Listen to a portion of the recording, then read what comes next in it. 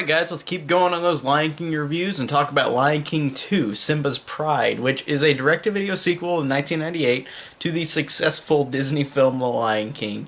And out of all the direct-to-video sequels like that Disney made that have a reputation for being really bad, I'd say for this, even though I grew up with this movie, I watched it dozens of times as a kid like I did with the first movie.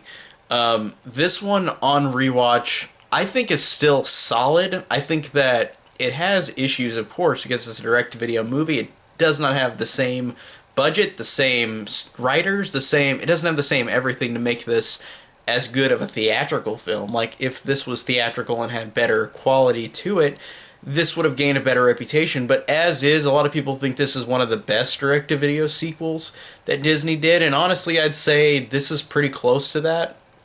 I'd say Cinderella 3 or Brother Bear 2 are my most, like, my favorite ones. Like, if I had to choose, or Bambi 2, like, if I had to choose between, like, the direct-to-video sequels, because those feel the most theatrical.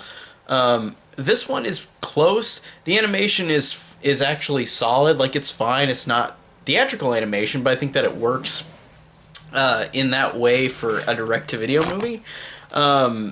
So, I will say one thing about this. It's a mixed bag on the music, but there are a couple songs that are really, really good, and I think that actually stand up to the original movie in some ways, even though they're not the same. They're not orchestral. They're not as strong of an effort because they're direct-to-video music, but still. The song He Lives in You, I think, is a really welcome song at the beginning of the movie that actually feels like it's theatrical with the movie itself, and I really, really enjoyed that. So I really thought that song in particular really stood out to me, and it really works on a level that's a little better than some of the other songs, like the song that Kovu's mom sings to him about, like, being evil is not that good. It's just not very, like it doesn't have that much of a beat to it. Like, it just sounds like a weird, like, mixture of a song that's trying to be a song, if that makes sense. And Love Will Find a Way, I think, is a good song, but besides that, everything else is just kind of forgettable, like the songs wise. But the first song, I think, is so good and so really, really works. And also, I love the fact with the song that Simba sings to Kiara, We Are One. I think that is actually a really good song. So the music to me is a really mixed bag, because there's like 2 or 3 songs I like, and 2 or 3 songs that I'm like, these are just kind of forgettable. Like Inupindi too, like that song is just kind of forgettable too.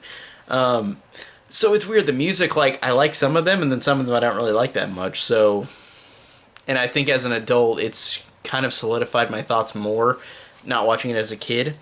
And also, it's one of those Disney direct-to-video sequels that is just the first movie again.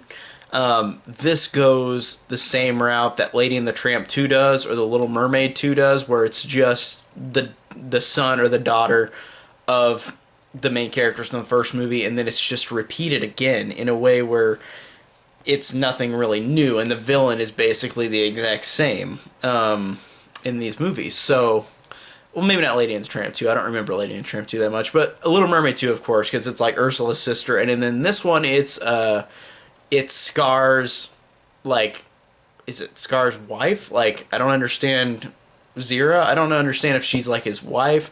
It's like the Scar's offspring. I guess it's his wife or whatever, or the person he mated with to make Kovu. But it's also weird too, because they don't mention these characters at all in the first movie, and then they just kind of say, I banish you from the Pride Lands. Like, Simba says that to all these people that are Scar's offspring, but you never see them in the first movie, so it's just kind of like an added-on thing of like, oh, these people just exist now. They didn't exist in the first movie. And also, where was Simba's mom? Like, she's not even in the movie at all. I thought that was such a weird thing. She was just gone, completely not in the movie at all. And it's weird because she is kind of forgettable in the first movie because she's just the mom. Because Mufasa's the one that's memorable, but the mom isn't even in this movie at all. It's weird. She's just gone. I thought that was very strange. But again, it's just the same movie again. Like, Kiara is Simba. Again, she does wrong like Simba did in the first movie, and then she meets... instead, it's kind of like a Romeo and Juliet type of thing. more so than the first movie, even though it is kind of a copy of the first movie. Where this one, like the first movie was trying to be Hamlet, a version of Hamlet. This one is Romeo and Juliet. We're like these two characters who love each other and grow to love each other, and are different. They can't be together because they're from different groups, like Scar's group versus Simba's group. But of course, they of course integrate at the end. But still, it's a Romeo and Juliet type of story with the romance, which is fine. It's serviceable. These characters are honestly not too bad. I actually did like Kiara and Kovu. I thought that they were actually a little compelling, and they are actually interesting. I like how Kiara is voiced by Neve Campbell. I thought that Neve Campbell does a good job in this role, like with the voice acting. She really actually brings a lot more than I expected from this type of role, from this direct-to-video Disney movie. And Jason Marsden, who played Kovu, I think is good too. Jason Marsden is just one of those animated voice actors that's just done a lot, and he's good at his job. And I liked him as Kovu as well in this movie, and they both do have some chemistry with each other, and they actually are solid characters. But as is, this movie I think is totally serviceable.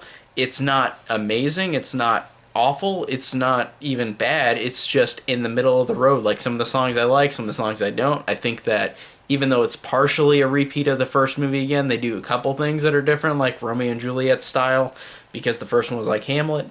But overall, this one it has a couple good things about it, but it's not super memorable. Even though I watched it a dozen times as a kid, as an adult, it's just kind of okay. That's really all I could say. It's totally serviceable, but not anything super special.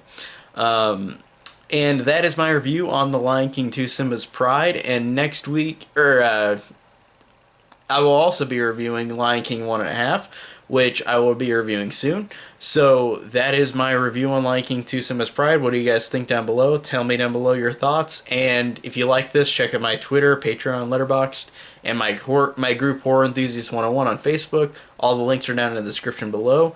And thank you guys again so much for watching.